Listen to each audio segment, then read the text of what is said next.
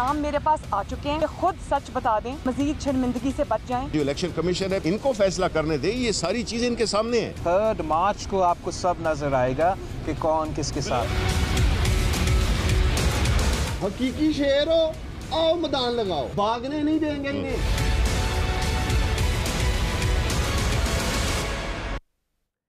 N75 के ज़िमनी इंतखाब के नताइज ECP ने कलअदम करार देते हुए हल्के में दोबारा इंतखाब का हुक्म दे दिया है। 23 पोलिंग स्टेशंस पर रीपोलिंग के इब्तदाई मुतालबे के बाद PMLN ने सारे हल्के में दोबारा इंतखाब मांग लिया है, जबकि PTI जो कल तक ECP का एहतराम बजा लाते हुए ECP के हर फैसले को मिन्नुअन तस्लीम करने के दावे कर रही थी, अब ECP के फैसले के खिलाफ कानूनी हक इस्तेमाल करते हुए सुप्रीम कोर्ट में फैसला चैलेंज करने जा रही है। ECP ने फैसले में इंतजामिया की नाकामी, बदनीति और नाअहली का सारा अहवाल बयान कर दिया है और तारीख के एतबार से ऐसा पहली दफ़ा हुआ है कि ECP ने जिम्मेदारान का तयन करते हुए कार्रवाई की सिफारिश की है। साथ ही साथ IG पंजाब और चीफ सेक्रेटरी पंजाब को 4 मार्च को अज़ खुद पेश होने का भी हुक्म दे दिया गया है। ECP ने अपने फैसले में वाजे किया है कि फायरिंग से खौफ व हिरास फैला और वोटर्स के लिए आज़ादाना, शफाना और मुनसिफाना माहौल पैदा नहीं हो सका और वोटर्स को हक़ राय दही के लिए आज़ाद और साजगार माहौल मुहैया नहीं हो सका। N75 में तो साजगार माहौल ना बना, लेकिन 11 सेनेटर्स को बिला मुकाबला मुंतखब करवाने के लिए स्पीकर पंजाब असम्बली के ज़ेर साया PTI और PMLN दोनों जमातों ने साजगार माहौल बना लिया, क्योंकि इंतखाब की सूरत में दोनों को नुकसान का ख़तरा जो है वो लाहक था। अपना नुकसान तो नहीं किया जा सकता, लेकिन अपने नारों पर लोगों को लड़वा कर उनका जानी और माली नुकसान हो जाए तो क्या हर्ज है। ताज़ियत के 2 रस्मी बोल ही बोलने हैं और फ़ोटो सेशन भी साथ जो है वो मिल जाएगा। अब सवाल ये है कि ये कैसी सियासी और जमहूरी रवायात जो हैं ये पाई जाती हैं हमारे सियासी जमातों में, इस पर सवाल करेंगे। और जो एक NA75 के इलेक्शन का फ़ैसला आया है उसके बाद जो सिचुएशन बनी है उस पर बात करेंगे। हमारे साथ मलिक अहमद खान साहब मौजूद हैं, पाकिस्तान मुस्लिम लीग नवाज़ से आपका ताल्लुक़ है, सदाकत अली अब्बासी साहब हमारे साथ मौजूद हैं, पाकिस्तान तहरीक इंसाफ से आपका ताल्लुक़ है, और कुछ ही देर में हमें नासिर हुसैन शाह साहब भी ज्वाइन करेंगे, पाकिस्तान पीपल्स पार्टी से आपका ताल्लुक़ है। अब जब से ये इलेक्शन का रिज़ल्ट जो है वो रोका गया है और उसके बाद इलेक्शन कमीशन ने ये अपना फ़ैसला जो है वो महफूज किया हुआ था, फ़ैसला भी सुनाने में कुछ टाइम था, तो PTI बार बार क्या कहती नज़र आ रही थी, ज़रा शिबली फराज साहब को सुन लेते हैं, हमारे इन्फॉर्मेशन मिनिस्टर, हम क्या कह रहे थे वो सुनते हैं ज़रा, फिर आगे चलते हैं। ये जो इलेक्शन कमीशन है इनको फैसला करने दे, ये सारी चीजें इनके सामने हैं, वो फैसला करेंगे और हमें मनोअन कबूल होगा। जो पहला फैसला आया है, शॉर्ट ऑर्डर आया है, उसको मद्देनजर रखते हुए जो डिटेल ऑर्डर आएगा उसको देखते हुए हमारे पास जो भी कानूनी ऑप्शंस हैं, हमारी लीगल टीम बैठ के आज ही फैसला करेगी कि हमने अगला कदम क्या उठाना है। जी, आपने शिबली फराज का, जिसको कहते हैं ना बिफोर एंड आफ्टर, दोनों आपने सुन ली है। अब भाई साहब की तरफ चलती हूँ। अब भाई साहब, अब तो आप लोग भी जो है वो यही बात कर रहे हैं। अब शिबली फराज साहब ये कह रहे थे कि जी हम इनकी तरह नहीं करेंगे, PMLN वालों की तरह नहीं करेंगे कि अगर फैसला हमारे अगेंस्ट आ गया तो हम उसको मनोवन जो है वो तस्लीम करेंगे और हम इस तरह इनकी तरह नहीं करेंगे कि जहाँ हमारे हक़ में फ़ैसला आया वो कबूल और जहाँ नहीं आया वहाँ पे जो है वो हम शोर मचाएं। तो अब आप भी तो यही कर रहे हैं, और बल्कि आप तो उल्टा जो इलेक्शन कमीशन है उसको आप जो है वो कंट्रोवर्शियल बनाने जा रहे हैं, ये क्या है? डॉक्टर साहब बहुत शुक्रिया। डॉक्टर साहब 2 सिचुएशन आपने कंपेयर की हैं। एक हम में जो हमारा आइनी, कानूनी, अखलाकी, सियासी हक़ है कि हम किसी फ़ैसले को उसको मानते भी हैं, लेकिन उस फ़ैसले को हमारा उस पर एतराज़ है और उसी फ़ैसले को आइन और कानून के अंदर अगली अदालत में हम चैलेंज कर रहे हैं।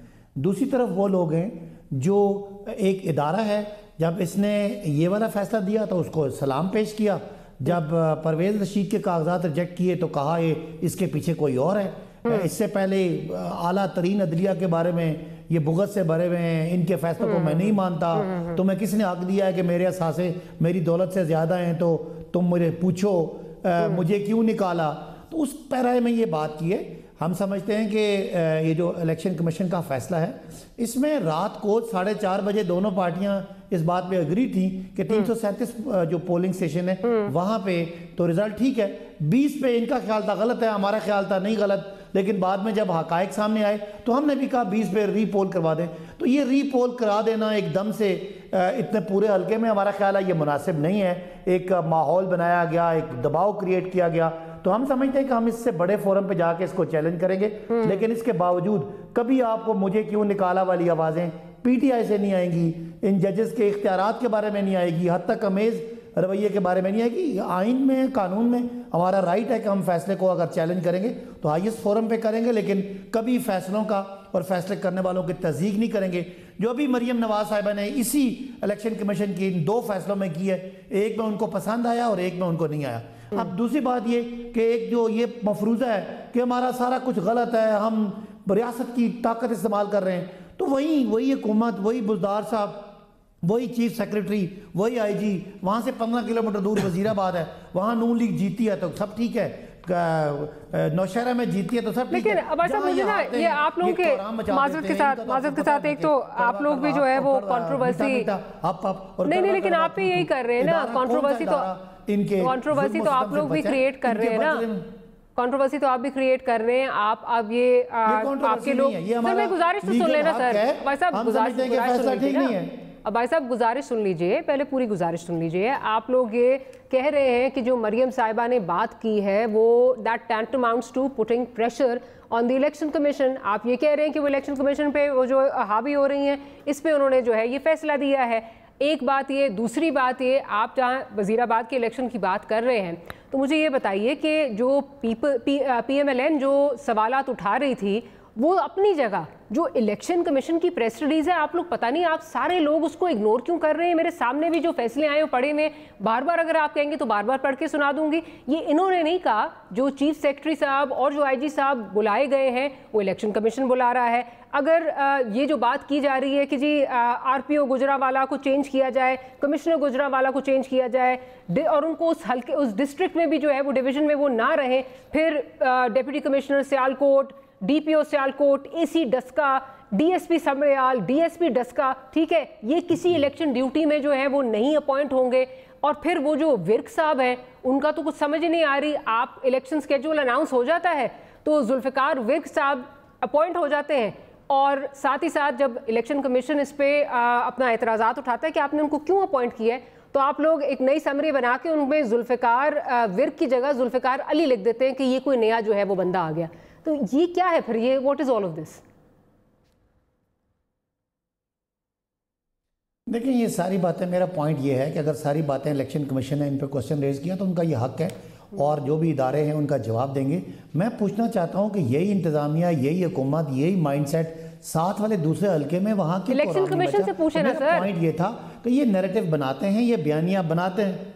नहीं सुने ना, मैं उसी तरफ आ रहा हूँ, मैं वजह आपको रीजन भी बता रहा हूँ ना, आप सुने मेरी बात कि ये एक ट्रेंड लोग हैं जो इदारों को दबाव में लाने के माहिर हैं, और इनका काम है कि ये कुछ मीडिया के कुछ हाउसेस भी इनके साथ मिल जाते हैं और ये बात का बतंगड़ और राई का पहाड़ बना के इदारों को प्रेशराइज करते हैं। मरियम साहब के बयानात मौजूद हैं कि जी अगर अदालत ने ये फैसला किया तो हम इसको नहीं मानेंगे। यानी एक खातून जो अलेजेडली या बल्कि ओपनली वो कॉन्विक्ट हैं, वो अदलिया को और सुप्रीम कोर्ट को डिक्टेट करती हैं और पीछे उनके साथ एक पूरा एक नेटवर्क है जो बदकिस्मती से 30-40 साल यहाँ पे काबिज रहा। तो हम ये समझते हैं कि ये इंसाफ नहीं है। मुझे बताएं, ये रियासत का जो पैसा जाया होगा बाकी 337 को रीपोल करने में, वो लोग जिन्होंने वोट दे के उनको दोबारा हम तकलीफ में डाल रहे हैं, ये सारी बातें हम समझते हैं कि ठीक नहीं है। 20 हल्कों की हद तक ये जो आप बातें कर रही हैं, ये 20 पोलिंग स्टेशन की हद तक ये बातें ठीक हैं। अगर किसी भी गवर्नमेंट फंक्शनरी पे कोई एतराज है और उसको ट्रांसफर करना है, उसको डिमोट करना है, ये भी उनका हक है। लेकिन ये जो मैं कहना चाह रहा हूं, ये सब कुछ डस्का में क्यों हुआ, वहां ये हार गए। ये सब कुछ वजीराबाद में क्यों नहीं हुआ, सिंध में क्यों नहीं हुआ, KP में क्यों नहीं हुआ। इस बात पे गौर करने की बात है कि जहां ये हार जाएं वहां ये वावेला करते हैं, जहां ये जीत जाएं वहां सत्य। अच्छा चले, मैं जरा आगे चलती हूँ। आई रेस्ट माय केस। आपने भी अभी कह दिया कि ये इदारों को जो है वो दबाव में लेके आ रहे हैं। अगेन आपके लोग जो हैं ये इलेक्शन कमीशन के हवाले से भी बात कर रहे हैं, चीफ इलेक्शन कमिश्नर के हवाले से भी बात कर रहे हैं। जरा नासिर साहब की तरफ चलती हूँ, फिर मलिक साहब की तरफ जाऊंगी। नासिर साहब, आप ये कैसे देख रहे हैं जो सिचुएशन इस वक्त पंजाब में ट्रांसपायर कर रही है, और आपको ये किस हद तक जो है जो PTI मंतक दे रही है ये लॉजिकल लग रही है कि ये जहाँ इलेक्शन जीत जाए PMLN वहाँ पे खुश हैं, जहाँ पर ना जीते वहाँ पे इनको लगता है कि इनके साथ ज्यादती हुई है, सब कुछ कॉम्प्रोमाइज़ था। क्योंकि जो सवालात उठा रहे हैं या जो इस पे ऑब्जर्वेशंस आई हैं वो PMLN की नहीं है, वो इस वक्त इलेक्शन कमीशन के दफ्तर से आ रही हैं। बिस्मिल्लाहिर्रहमानिर्रहीम, अल्लाहुम्मा सल्ली अला मुहम्मदिन व आले मोहम्मद। अस्सलाम वालेकुम जी। मैं सुन रहा था अपने मोहतरम है मेरे बड़े अब्बासी साहब, उनकी बातें। अब दूसरे हलकों का भी ये हवाला दे रहे थे, क्या किसी दूसरे हलकों में को 20 के 20 पोलिंग स्टेशंस का जो अमला था वो ले जाया गया कहीं? सबके वो आए रिजल्ट। अब ये इसको भी नहीं मान रहे, इसके बावजूद कि इन्होंने पूरी कोशिश की, जहां जहां इनका बस चला वहां पे पोलिंग का प्रोसेस स्लो करने के लिए सारा दिन मीडिया दिखा रहा था, फायरिंग हो रही थी, अजीब सा समा था। और फिर वहां पे 20 पोलिंग स्टेशन पूरे अमले समेत जो है वो गायब हो गए। अब जब वो आए हैं सुबह को 6 बजे, तो वहां पे अगर क्वेश्चन मार्क ना आए तो फिर किस पे आए? और दीगर देख लें, एक चीज वाज़ेह हो गई पूरे पाकिस्तान में। लेकिन चारों सूबों में बाई इलेक्शन हुए, चारों सूबों में वफाकी हुकूमत को रिजेक्ट कर दिया गया। इनकी जिस तरह की नाअहली की वजह से जो इस वक्त आम आदमी भुगत रहा है, उसने अपना फैसला दे दिया। इसके बावजूद कि तीनों सूबों में भी सूबाई हुकूमतें और वफाकी हुकूमत भी चले, सिंध में इनकी हुकूमत नहीं थी, सूबाई हुकूमत वफाकी हुकूमत थी। वहां पे तो आपने देखा कि इनका जो कैंडिडेट है वो जमानतें जब्त तक हुई उनकी। मतलब जो जनरल इलेक्शन में जिस तरह लोगों को मामू बनाया गया और सुहाने सपने दिखाए गए और मीडिया ने जिस तरह इनको बड़ा बढ़ा चढ़ा के पेश किया, उसी मीडिया पे अब ये कदगने हैं, उनको बायस्ड कह रहे हैं, उनको बंदिशों की बातें की जा रही हैं, जिस मीडिया की वजह से ये इस वक्त बैठे हैं, जो आपने इनको बहुत सपोर्ट किया। और अब लोगों को पता चल गया इनकी असलियत का कि इनकी कारकर्दगी क्या है, तो इस वजह से उन्होंने अपना फैसला, ये सूबों में ये हारे हैं। और फिर नौशहरा में, केपी में तो इनकी अपनी सीट थी ना, वहां पे भी हारे, और दीगर सूबों में ना सिर्फ हारे हैं बल्कि बुरी शिकस्त से दो चार हुए हैं कि जहां पे इन्होंने अब क्या इनकी। और फिर ये अभी मेरे दोस्त जो हैं सब किस मुझे पता नहीं है, हाथ से ये डिफेंड कर रहे हैं और अभी भी मरियम साहिबा पे ये तनकीद कर रहे हैं, या PMLN वालों पे डस्का के उसके जी वो डस्का का उसमें तो कर रहे हैं, वजीराबाद में नहीं कर रहे हैं। ओ भाई, वजीराबाद में कोई अमला गुम हुआ? कोई क्या हुआ वहां पे? वहां पे इन्होंने कोशिश पूरी की, इन्होंने कम नहीं किया, लेकिन लोगों का फैसला था, उन्होंने दिया। अब ये बिल्कुल पूरा इलेक्शन होना चाहिए। और उस वक्त इनको याद नहीं आ रहा था कि कौमी खजाने का पैसा जाया जाएगा, दोबारा उस पर खर्च होगा दीगर। और फिर ये पिटीशनों में क्यों गए हैं दूसरी जगहों पे? ये इनकी कहने की बातें और होती हैं। अब्बासी साहब से मैं ये तवक्को नहीं कर रहा था कि वो भी इस तरह डिफेंड करेंगे, लेकिन इनकी मजबूरी है। मेरी शुरू से दुआ है कि भाई वजीर बन जाएं, कोशिश तो बहुत कर रहे हैं। चलिए जरा मैं मालिक साहब की तरफ भी चलती हूँ। मालिक साहब, आपकी जमात जो है पहले कुछ पोलिंग स्टेशंस पे, उसके बाद फिर आपकी डिमांड आई कि पूरे हल्के में जो है वो री इलेक्शन जो है वो कराया जाए।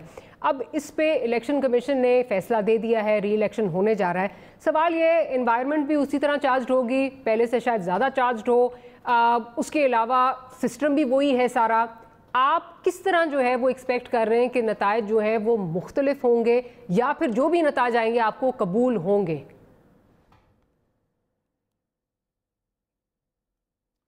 जी डॉक्टर साहब, आपका बहुत शुक्रिया। देखेंगे, बुनियादी सवाल इस एक इलेक्शन के साथ ये जुड़ा हुआ नहीं है कि इसमें मेरा क्या मौक़िफ़ था एज ए कंटेस्टिंग पार्टी, या जो मेरे ओपोनेंट्स थे उनका क्या मौक़िफ़ था एज ए कंटेस्टिंग पार्टी। इस इलेक्शन के साथ जो बुनियादी सवाल था वो ये था कि जो उसकी एक बड़ी गंदी शक्ल, एक बड़ी अगली फेस ऑफ दैट इलेक्शन नज़र आई। यानी ये पिक्टोरियल्स जो थे और ये वीडियोस जो थी कि वहाँ पे पिलियन राइडिंग करते हुए बाइकर्स जो हैं वो एरियल फायरिंग कर रहे हैं, और वो बिल्कुल इनडिस्क्रिमिनेट फायरिंग कर रहे हैं। वो वहाँ से लोगों को डिस्पर्स कर रहे हैं जो वहाँ वोट करने के लिए हैं। पुलिस की यूनिफॉर्म में लोग पोलिंग स्टेशंस को लॉकअप कर रहे हैं, अंदर नहीं जाने दे रहे। वहाँ से बैग्स उठा के पोलिंग का अमला जा रहा है और उनकी वीडियोस लीक हो रही हैं इनके कैंडिडेट के साथ बात करते हुए कि आपने फ़लाँ फार्म हाउस पे पहुँचना है। सारा दिन जो वहाँ पे माहौल बना रहा और जो टीवी का कैमरा दिखाता रहा, तो उसने एक परसेप्शन बिल्ड कर दी और परसेप्शन ये बिल्ड कर दी कि polling day was the worst day. अच्छा, उसके साथ ये ट्रेसेस भी मिल गई, एविडेंसेस मिल गई कि प्री पोल धांधली की शक्ल क्या बनी। मैं आपका वक्त ज़ाया नहीं करूँगा, आपने वो नाम गिनवा के बता दिए, उसमें जुल्फ़िकार विर्क वाला एक वाक़या भी आपने बता दिया, और उसके साथ जो 8 इंस्पेक्टर्स और 4 DSPs और असिस्टेंट कमिश्नर और डिप्टी कमिश्नर और वहाँ पे लोकल गवर्नमेंट का पूरा स्टाफ, वहाँ पे जो पूरी एक हुकूमत की इलेक्शन के लॉज की वायलेशन की एक पूरी एक किताब लिखी जा सकती थी, तो वो ट्रेसेस भी मिल गई। तो इन हालात में अगर इलेक्शन कमीशन ने ये फ़ैसला किया कि ये पूरा रीपोल होगा तो ये एक मुनासिब फ़ैसला है। अच्छा, अब इस पर जो आपने कहा कि आगे फ्यूचर में क्या होगा, देखिए फ्यूचर में ये होता ही है कि कंपैरेटिव एडवांटेज गवर्नमेंट के पास होता है।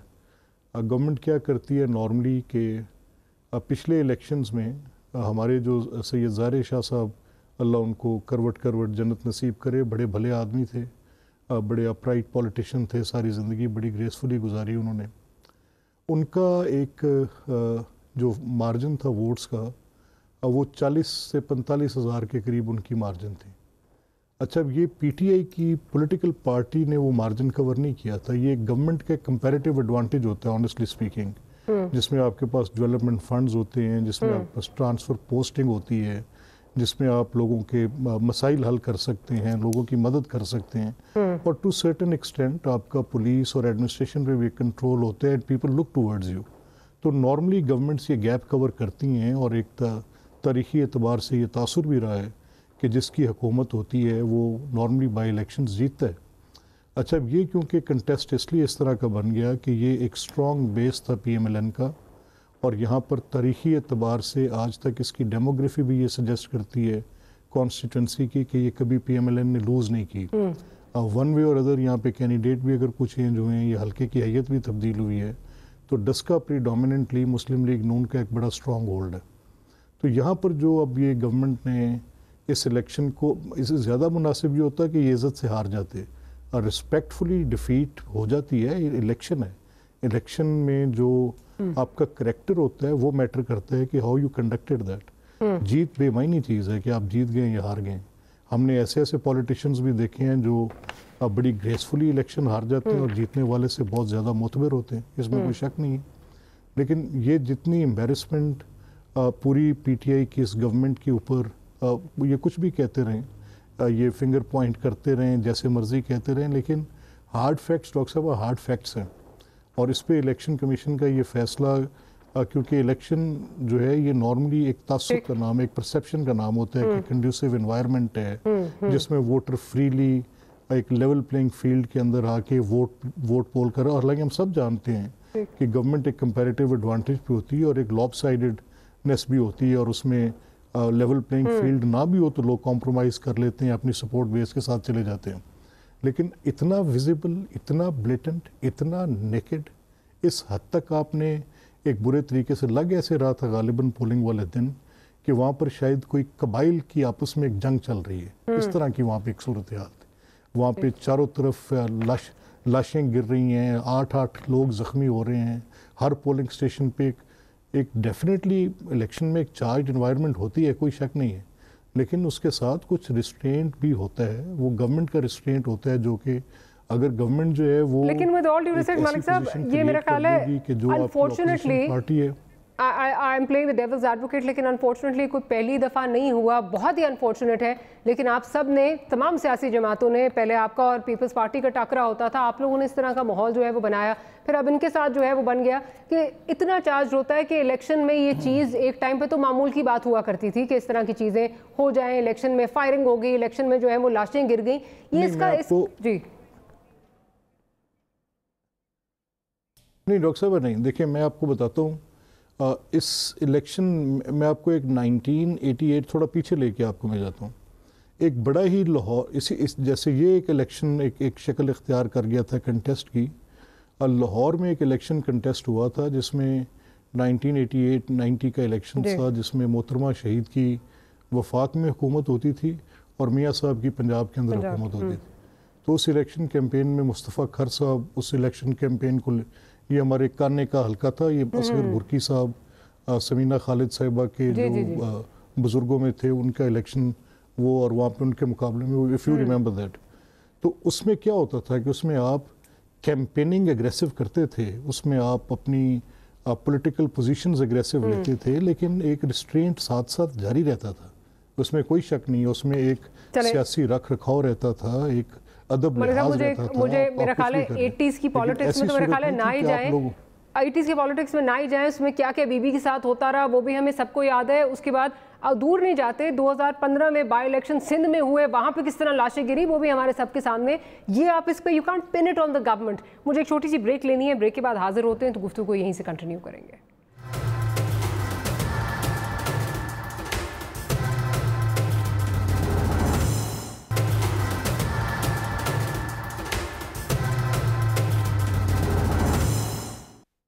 Welcome back after the break. भाई साहब की जानब जाती हूँ।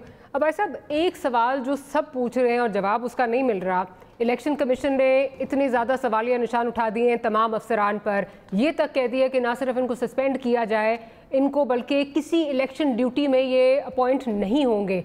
IGP अनअवेलेबल थे, चीफ सेक्रेटरी अनअवेलेबल थे। सवाल आपसे ये हो रहा है कि इलेक्शन कमीशन ने तो चले ये अपनी ऑब्जर्वेशन और अपनी सारी ये चीज़ें दी हैं, आपने क्या कार्रवाई की और क्यों अभी तक कोई कार्रवाई नहीं की? ना सिर्फ इनके खिलाफ बल्कि वो लोग भी जो फायरिंग करके चले गए, 2 लोग जो है उनको मार गए, आपने अभी तक उनके खिलाफ भी कोई कार्रवाई नहीं की, क्या वजह है? जी डॉक्टर साहब, एक तो सारी डिस्कशन से ये पता चला कि इंतज़ामिया का कोई प्रॉब्लम नहीं था, क्योंकि इंतज़ामिया तो दूसरे हल्के में भी थी। हाँ, हल्के में कोई प्रॉब्लम ज़रूर था कि हल्के में सारा सब कुछ फेल हो गया, और फिर ACP के साथ भी कोई प्रॉब्लम था कि उन्होंने इतना ये लंबा चौड़ा फैसला लिख दिया। या नहीं, सुने मैं यही बात कर रहा हूँ ना। अब दूसरी बात ये कि अगर ये एतराज़ात आए हैं किसी एक हल्के में, तो शायद तारीख में पहली दफ़ा इलेक्शन कमीशन भी इतना प्रोएक्टिव नज़र आया, और सबसे ज़्यादा प्रोएक्टिव तो आपको वज़ीर आज़म नज़र आए। इलेक्शन कमीशन के फैसले से पहले, उनके किसी जजमेंट से पहले वज़ीर आज़म ने कह दिया कि हम 20 हलकों में रीपोल करने के लिए तैयार हैं। सियासत में नया ट्रेंड तो ये, इससे पहले ये इदारे इनके नीचे बोलते भी नहीं थे, और कभी किसी जीतने वाले की जरूरत हो कि वो कहे कि जी मैं 20 हलकों में रीपोल करवा देता हूँ, तो ये बातें पहले हुई हैं। नासिर शाह साहब ने कहा कि ये इलेक्शन हार गए, तो मैं आपको जरा फैक्ट्स आपको बताना चाहता हूँ मेरे सवाल का, लेकिन जवाब तो पहले दे दें आप, फिर आगे मुझे फैक्ट्स बताते रहिएगा। आपने अभी तक क्यों नहीं इनके खिलाफ कोई कार्रवाई की इन अफसरान के खिलाफ? मैंने तो आपको जवाब बता दिया कि अगर तो अफसरान के खिलाफ कोई जनरल कंप्लेंट होती तो वो तो वजीराबाद में नहीं थी। इसका मतलब है इस हल्के में कोई स्पेसिफिक प्रॉब्लम है, स्पेसिफिक, और इलेक्शन कमीशन के साथ भी कोई प्रॉब्लम है, स्पेसिफिक प्रॉब्लम है। इस हल्के में 2 लोग मर भी गए, उनके खिलाफ भी कोई कार्रवाई नहीं है। आप जुल्फिकार विर्क को जुल्फिकार अली बना के जो है वो पेश कर देते हैं, उसका भी कोई जवाब नहीं है आपके पास। चलिए मुझे ये बता दें, जुल्फिकार विर्क को जुल्फिकार अली बना के आपने वहां क्यों तैनात किया, और वो भी इलेक्शन स्केड्यूल अनाउंस होने के बाद? अच्छा देखिए ना, ये भी कोई हल्के का प्रॉब्लम होगा, पेश होकर अपने अपने जवाब देने। मैं यहाँ सुन लेना, मैं यहाँ किसी सरकारी मुलाजिम के हिस्से का जवाब तो नहीं दे सकता। मैं कहना ही कहता हूँ, अगर हुकूमत पंजाब आपके पास है सर, हुकूमत पंजाब आपके पास है, सुने ना, इसीलिए तारीख में कोई इस तरह की नज़ीर नहीं मिलती कि जो अपेरेंटली जीतने वाली पार्टी है उसका जो लीडर है वो कहे कि मैं 12 हलकों पर रीपोल कराता हूँ। मुझे इस तरह की कोई मिसाल बता देना।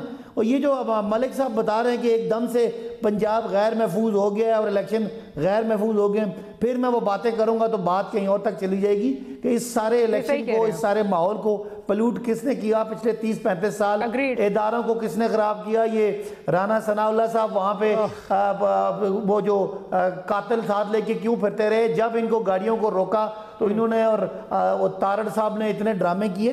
तो ये सारी बातें हकीकत हैं। इनका एक हकीकत है कि ये वावेला करने में, कोहराम डालने में, बैन करने में इनका कोई सानी नहीं है। यानी 2 हलकों में वही इंतजामिया, वही पॉलिटिकल लीडरशिप। ऐसा वो बात ना करे ना, मैं फिर वो बात करूंगी। इलेक्शन कमीशन वो बात कर रहा है जिसमें ये जीतते। ओहो, इलेक्शन कमीशन, मैं यही तो बात कर रहा हूँ, आप मेरा पॉइंट ही नहीं पिक कर रहे कि ये रोना धोना जहां जहां ये हारेंगे ये पूरा पाकिस्तान सर पे उठा लेंगे, और जहां ये जीतेंगे, और इलेक्शन कमीशन भी आपके मुताबिक इनके साथ साइड करेगा। जरा मुझे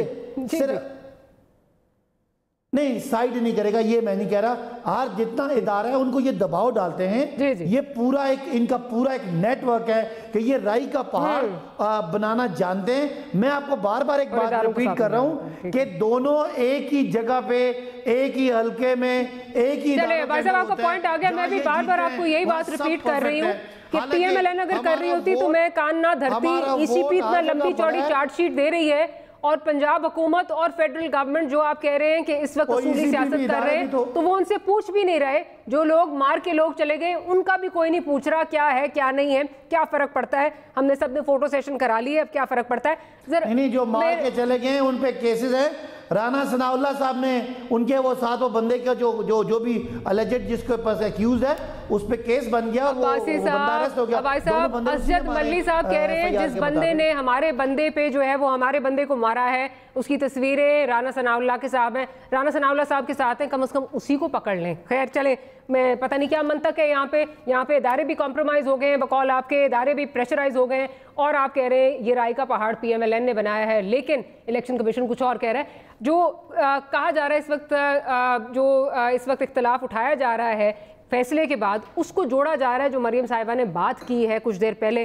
तो मैं ज़रा वो सुनवा देती हूँ मलिक साहब को और फिर मलिक साहब का इस पर पॉइंट ऑफ व्यू भी लूँगी।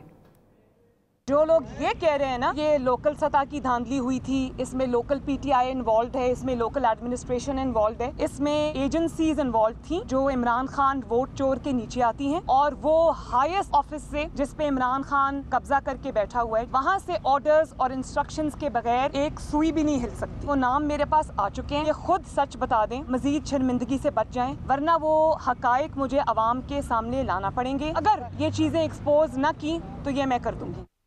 अब ये होती है 24 को जो है ये प्रेस ब्रीफिंग होती है, 25 को रिजल्ट आ जाता है ये जिसमें NA-75 में पूरा रीपोल जो है वो अनाउंस होता है। उसको पीटीआई जो है वो ये कह रही है कि ये आपने इदारों को जो है वो आपने प्रेशराइज करने की कोशिश की है, जैसे भी कह भी रहे हैं अब्बासी साहब। लेकिन मेरा यहाँ पे आपसे एक मुख्तलिफ सवाल है। मैं आपसे ये पूछना चाह रही हूँ कि अगर मरियम साहिबा के पास ये सारे नाम हैं तो अब तो ये प्रेस रिलीज आ गई है, आपके हुकूमत का इंतजार कर रहे हैं, हुकूमत आके बताएगी वो कौन लोग हैं जो कि प्राइम मिनिस्टर के अंडर थे, जिनका ताल्लुक किसी जो है वो किसी ऐसे इदारे से है जो प्राइम मिनिस्टर के अंडर आता है, एजेंसीज का जो है वो कहा जा रहा है। तो वो क्यों नहीं आप अनाउंस कर रहे हैं, या वो इंतजार किया जा रहा है फॉर द राइट टाइम कि कोई वीडियो तब निकलेगी?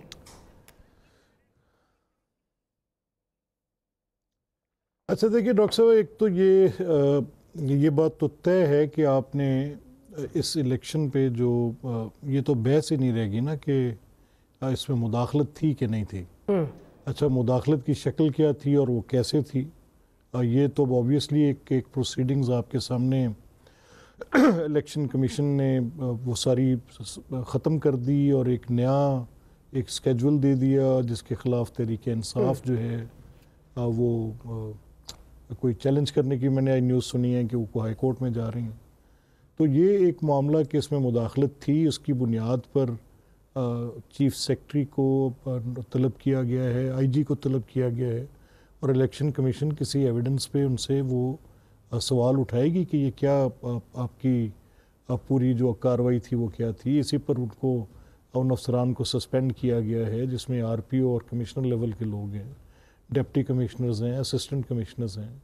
तो जब इतने विजिबल फुटप्रिंट्स होंगे तो फिर ये वो सियासी इंतज़ामिया जिसके ऊपर बड़ा तहरीक इंसाफ एक मुकदमा कायम करती थी बाकी लोगों पे कि जी इन्होंने सारी सिविल ब्यूरोक्रेसी को जो है अपनी ज़ाती पार्टी के ताबे किया हुआ है और ये इनके मुफाद के लिए काम करते हैं। तो अब ये तो एक एविडेंस है, ये तो एक ऐसी बात है जिसको मैं नहीं कह रहा, इसको मेरे कहने पर तो शायद ये इस बात को समझा जाता है कि एक रेटरिक है, मैं एक उनका पॉलिटिकल ओपोनेंट हूँ। तो वो लोग तो दे आर अंडर सस्पेंशन और उनके साथ एक डिक्री भी पास कर दी गई है कि इनको दोबारा तैनातियाँ नहीं दी जाएंगी। ये इसका एक पहलू है। दूसरा पहलू इसका ये है कि जो chief executive of the province हैं या जो prime minister of the country हैं, जो इस गवर्नमेंट को लीड कर रहे हैं, जिनके नीचे ये इलेक्शन हो रहा है, तो ये मामलात जो हैं उनको किसने ऑर्डर किए? एक तो है कि फेलियर ऑफ एडमिनिस्ट्रेशन कि वहाँ पर कुछ ऐसी लॉ एंड ऑर्डर की सिचुएशन डेवलप होती है आप उनको बेनकाब करें और उसकी वजह से कोई नुकसान होता है। नहीं, ऑब्वियसली ये तो हम कह रहे हैं ना कि ये तो अभी इब्तदा है और ये आगे चल के देखेंगे कि इसकी पूरी शक्ल क्या बनती है।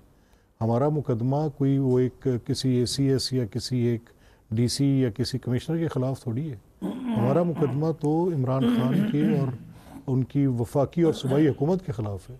हम ये कह रहे हैं कि उन्होंने अपनी बदतरीन धांधली की, एक इलेक्शन को चोरी करने के लिए अपनी वो जो सारा एक अमल था जो 2018 की इलेक्शन था, उसकी एक शक्ल यहाँ पे भी आपको नज़र आई। और ये वो जमात है जो सीना पीटती रही और ये बैंड डालती रही, जैसे रुदालियाँ नहीं होती, आप शायद रुदाली लफ्ज़ से वाकिफ़ हैं कि नहीं, मुझे नहीं पता। जी मैं वाकिफ़ हूँ। ये रुदालियाँ एक हिंदुस्तान की एक कदीम रवायत थी। हाँ जी, तो वो रवायत ये थी कि वो एक किसी के घर में कोई अफसोस का मकाम आता था तो प्रोफेशनल रुदालियाँ आती थी। तो ये PTI वाले प्रोफेशनल रुदालियों का किरदार अदा करते रहे और आके जो इलेक्शन के मामले में कि जी 4 हल्के, वो उस बैन की शक्ल एक ही होती थी और वो कोरस में होता था। तो ये इनकी सूरत थी। और अभी मुझे दूसरी भी, अच्छा ये बताइए कब रिलीज कब करने जा रहे हैं फिर मलिक साहब, रिलीज कब कर रहे हैं ये? नहीं देखिए, ये क्योंकि ये 100 प्याज भी हैं और 100 जूते भी हैं, तो ये बारी बारी पढ़ते रहेंगे, ये ऐसे थोड़ी जाएंगे। तो एक प्याज अभी आया है, चले सियासत यहाँ पे इसको मौका देखा जाएगा, सियासी मौका कौन सा कंड्यूसिव है। छोटी सी ब्रेक लेनी है, ब्रेक के बाद हाजिर होते हैं तो गुफ्तगू को यहीं से कंटिन्यू करेंगे।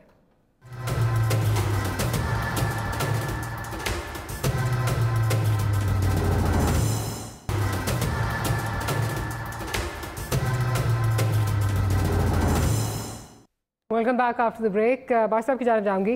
अब बार साहब ये बताइए कि क्या वजह है कि 11 सेनेटर जब इलेक्ट करवाने हो पंजाब से तो वहाँ पे तमाम पार्टीज़ के दरमियान माहौल बड़ा साजगार बन जाता है, लेकिन ये साजगार माहौल हमें इलेक्शन में NA-75 डस्का में नहीं नज़र आता जहाँ गरीब का बच्चा मर रहा है और उसके बाद उसको कोई पूछने वाला भी नहीं है कि उसके जिन लोगों ने जो कातिल हैं उनको कोई अरेस्ट कर रहा है नहीं कर रहा, कोई पूछ ही नहीं रहा, कोई फिक्र ही नहीं है किसी को। यहाँ क्योंकि अपने इंटरेस्ट कन्वर्ज कर रहे थे तो सबको कबूल था, वहाँ पे बड़ा कंड्यूसिव एनवायरनमेंट बन गया।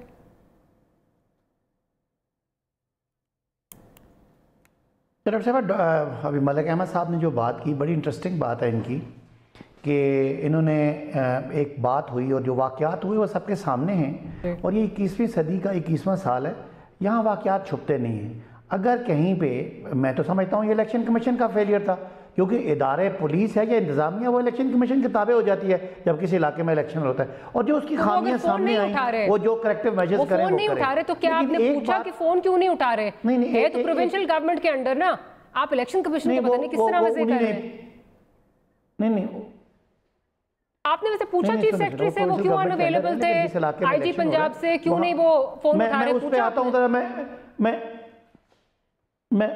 मैं इस पे भी आता हूं। पहले जो मैं पॉइंट बिल्ड कर, मुझे पॉइंट करने दें कि इसका मतलब ये हुआ कि अगर किसी जगह पे गलत हुआ तो उसमें जो जिस पार्टी से गलत हुआ वो भी बोल रही है, दूसरी पार्टी भी बोल रही है, मीडिया भी बोल रहा है, लोग भी बोल रहे हैं, फुटेजेस भी आ गई है।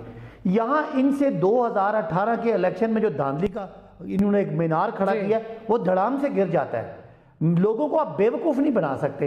अगर कहीं पे कोई गलत होता है तो वजीर आजम लेवल तक रिस्पॉन्स आता है, इलेक्शन कमीशन भी रिस्पॉन्ड करता है, आपको एविडेंस भी आता है। Last time I checked IG जो है, IG पंजाब जो वफाक के अंडर आते हैं ना, तो वजीर आजम लेवल पे उनसे पूछा कि भाई तुम्हारी लैंडलाइन पे फोन हो रहा था, तुम लोग फोन क्यों नहीं उठा रहे थे? चेक ही करवा लेते, कोई इन्वेस्टिगेट ही करवा लेते। ये सारी बातें, इन सारी बातों में वफाकी हुकूमत का जवाब भी आएगा, सूबाई हुकूमत का जवाब आएगा, लेकिन जो मैं पॉइंट रेज कर रहा हूँ, PMLN ने डस्का के इलेक्शन पे वावेला करके अपना जो इनका बयानिया था कि 2018 में हुई तो धांधली है, लेकिन हमारे पास कोई सबूत नहीं है, कोई हमारे पास उसमें डिफरेंशियल वाले हमारे पास कोई अफसोस की बात, आप लोग आ ही नहीं रहे इस पे। अपने सेनेटर इलेक्ट कराने के लिए माहौल साजगार बना लिया, वहां पे इतना एटमॉस्फेयर चार्ज कर देते हैं। लोकल बॉडी इलेक्शन हो, गवर्नमेंट ये बाई इलेक्शन हो, जनरल इलेक्शन हो, आम लोग मरते हैं, आप लोगों को कोई फर्क नहीं पड़ता। यहाँ पे बड़ा कंड्यूसिव एनवायरनमेंट है आप सबके लिए। अब दूसरी जगह पे आ जाऊँ, जो कुछ पंजाब में हुआ, जब इनको खतरा पड़ गया कि इनके लोग इनको वोट नहीं देंगे, तो इन्होंने अपने सारे कैंडिडेट्स विड्रॉ कर लिए। हम तो पहले ही चाहते थे कि जिसकी जितनी स्ट्रेंथ है वो उस तरह सेनेटर उनको मिल जाना चाहिए। मलिक साहब, जरा मैं मलिक साहब से पूछ लूं, मलिक साहब आपसे भी यही सवाल है कि ये क्या बात है कि आपस में पार्टीज का जो है, ये तमाम पार्टीज का मुखमुखा हो जाता है, लेकिन वो चाहे आदमी वो वर्कर कासास में मारा गया हो या कहीं और मारा गया हो, जैसे इस इलेक्शन में हो, उसका कोई, इसकी कोई सुनवाई नहीं होती, उसको भूल भी जाते हैं लोग। नहीं डॉक्टर साहब, बिल्कुल उसकी पूरी इन्वेस्टिगेशन होनी चाहिए और जो भी जिम्मेदारान हैं उनको करार वाक़या सज़ा मिलनी चाहिए और उसमें किसी किस्म का कोई इबहम नहीं रहना चाहिए और वो पूरी इन्वेस्टिगेशन पब्लिक होनी चाहिए साथ साथ, और पता चलना चाहिए कि वहाँ पे वो जो गोविंद के पोलिंग स्टेशन पे ये वाक़या पेश आया डबल मर्डर का और 6-8 लोग ज़ख्मी हुए उसके अंदर, तो वो एक बड़ा सीरियस मैटर है, आप दुरुस्त कह रही हैं, और उसकी फेलियर है ये गवर्नमेंट की अभी तक उसके ऊपर केस का रजिस्टर प्रॉपरली ना होना, उसकी इन्वेस्टिगेशंस की डिटेल्स शेयर ना होना। तो ये तो हम कह रहे हैं कि कोई काम करने के लिए कुछ सलाहियत होती है जो कि इस हुकूमत के पास बिल्कुल नहीं है। अच्छा, लेकिन सर आपके कैंडिडेट्स इस तरह विड्रॉ हो गए, मैं तो ये पूछ रही चाह रही थी कि कंड्यूसिव एनवायरनमेंट आपसी लेवल पे बन सकता है, लेकिन जहाँ गरीब के बच्चे की बात है वो एटमॉस्फेयर इतना चार्ज होता है, आप लोग ही कर देते हैं, वहाँ पे चीज़ें जो हैं वहाँ पे डायनामिक्स बड़े मुख्तलिफ हैं। नहीं देखें, ये मामला ऐसे है कि इसमें जो सेनेट की नॉमिनेशंस थी इस दफ़ा वो क्योंकि पार्टी पोजीशंस के मुताबिक थी, तो जब ये नॉमिनेशन पेपर्स फाइल हुए तो सबको पता था कि इसमें 4 सीट्स हैं वो गवर्नमेंट और उनके अलायंस को मिल जाएंगी, 3 सीट्स जो हैं वो जो ऑपोजिशन है उनके पास जनरल सीट्स आ जाएंगी। मलिक साहब, मुझे प्रोग्राम जो है वो क्लोज करना है, I am sorry I have to interject. Malik साहब आपका बहुत शुक्रिया, भाई साहब आपका बहुत शुक्रिया, लेकिन आखिर में ये ज़रूर कहूँगी कि जब सियासतदानों के अपने मामलात आते हैं तो मामलात और माहौल बड़ा साजगार बन जाता है और चीज़ें बड़ी आराम से खुशनुबी से जो है वो हल हो जाती हैं। ये जो वोटर है जो पोलिंग स्टेशन पे मरने मारने के लिए तैयार हो जाता है, चाहे किसी भी साइड से हो, उसको ये सोचना है कि आपने अपनी जान, आपने अपनी हिफाजत किस तरह करनी है। We'll see you tomorrow. Good night and Allah Hafiz.